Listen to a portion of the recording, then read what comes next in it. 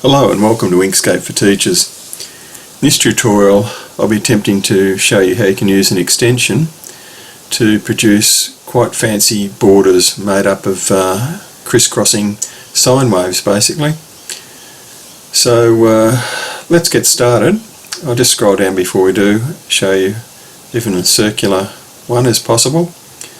But and I'll zoom out, control mouse wheel, and might be a bit small, but show you sort of the progression of how these patterns were made up, starting with a couple of contour lines, placing a series of sine waves, and then adding phase offset waves, 10 of them, to produce this pattern, and then deleting one of them to produce the patterns on the right column here.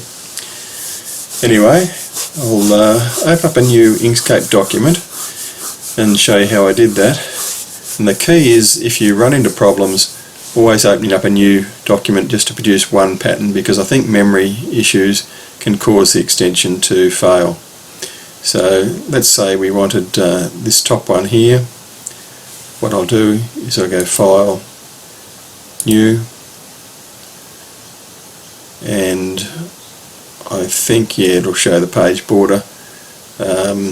What I might do is get rid of that because it could just get in the way. First of all, I'll zoom in 1 to 1, pressing the 1 on the keyboard. If you want to drag around there, or you could press 6 on the keyboard to zoom to page width, something like that. But actually I'll leave the page border on there and get rid of it if it gets in the way. Okay, first thing, Bezier pen tool. Clicking on that. Now hold down Control to constrain to horizontal, click and enter. I think using most of the page seems to work pretty well. Now if I Control D to duplicate that, drag it down, it can be there or wherever you like, and then select both of those. There are what we call our contour lines. The sine waves we're going to add in will stretch between these two lines. Now under Extension, Examples, it's a funny place for it. It's actually Guilloche pattern. You can see there's the spelling, and what I should say is that you possibly won't have that, or probably won't have that extension installed. What you need to do if that's the case is do a search for Guilloche pattern. Maybe visit inkscape.org, make your way to extensions and find the Guilloche pattern within there and download it. It'll be a zip file, and in this case there'll be 4 files, 2 for each one of the menu items you can see here, an INX pattern, INX file and a PY file. You need to unzip those and move them into the Inkscape extensions directory. For Windows, that's under C, Programs, Inkscape, Share, Extension, but that might be different for different systems or different operating systems. Anyway, once you've installed that extension, restart Inkscape, and then it should appear in this extensions menu here under Examples. As I said before, it should be Guilloche here rather than Examples, I think, but anyway. Okay, back to pattern, and let's change that to 0. And there's some good settings, cos. There are other functions there you can use, but I prefer the cos. Seems to work well. These, I think, are combinations of functions forming an envelope, but I've left those alone. So look at these settings here: frequency of 10, amplitude of 100, 100% that is, and the frequency is the number of sine waves, cos waves that will fit between the length of these lines. 100% means fully between the two extremes. Number of nodes, well, you can leave that at that if you like. If you get a bit of a bumpy graph, you can change that to 100 or more, and I'll simply go apply, and there we have it. Beautiful. Now what we do to create the more complex Guilloche pattern of crisscross sine waves, is change the phase offset here. I find -10, negative, if you remember functions and translations, moves to the right. So let's start with that and just simply apply. And there's our second series of sine waves. Change it to -20, and we keep doing that, and I keep working my way up until I get to -90.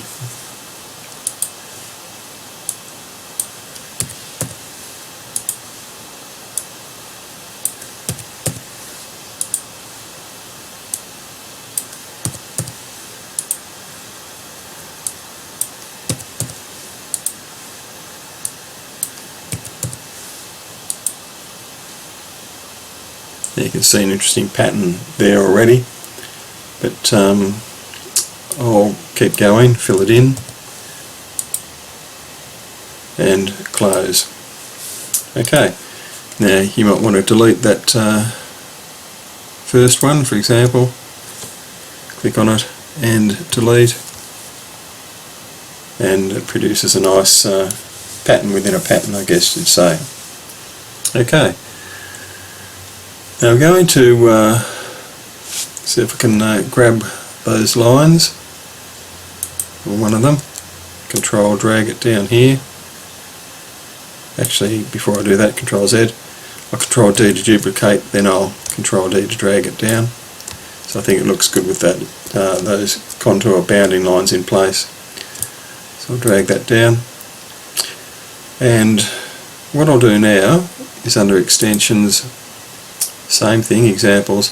This time I'll go to Contour, and I might say a contour with 5 sine waves, cos waves. Yep, 5 is the number of nodes, is good. Just check out these settings, apply and close, and I'll drag that straight line, if I can get it, straight line down to here, and see if I can use these two lines now as the envelope. Now this may fail, be warned. If it does, I'll open up a new document and try again, but I'll just show you what might happen. Of course what will happen is it'll work and make me a liar, but anyway. Extensions, Examples, Guilloche pattern. I'll do a live preview just to check. And oh no, and it's failed. This selected path's not compatible. Nonsense. Anyway, I'll just go OK, close out of that, delete both of those, and what I might do is actually start up a new document just to be sure. New, and I'll grab my Bezier pen tool, I'll press 6 on the keyboard to zoom to page width, scroll up to the top of the page. Bezier pen tool, click somewhere at the extremity of the page. Controlled, constraint horizontal, click and enter, and now I'll try again. Go to Extensions, Examples, Contour, again let's say sine waves, 5 sine waves, apply and close, and I'll drag this straight line, Control drag down to there, click off, select both, Extensions, back to the Examples, Guilloche pattern. Now I'll try a live preview, and lo and behold it works this time. Now this took me ages to realise why I could get it to work sometimes and not others, but if it fails, just go to a new document. Now again, that was with a -90 phase offset. Maybe I'll work my way back to naught by dragging over that 80, apply. Now notice nothing happened there. I did definitely click apply. If that happens, just try again and you'll get it working. And I'll work my way down through the values to get back to naught.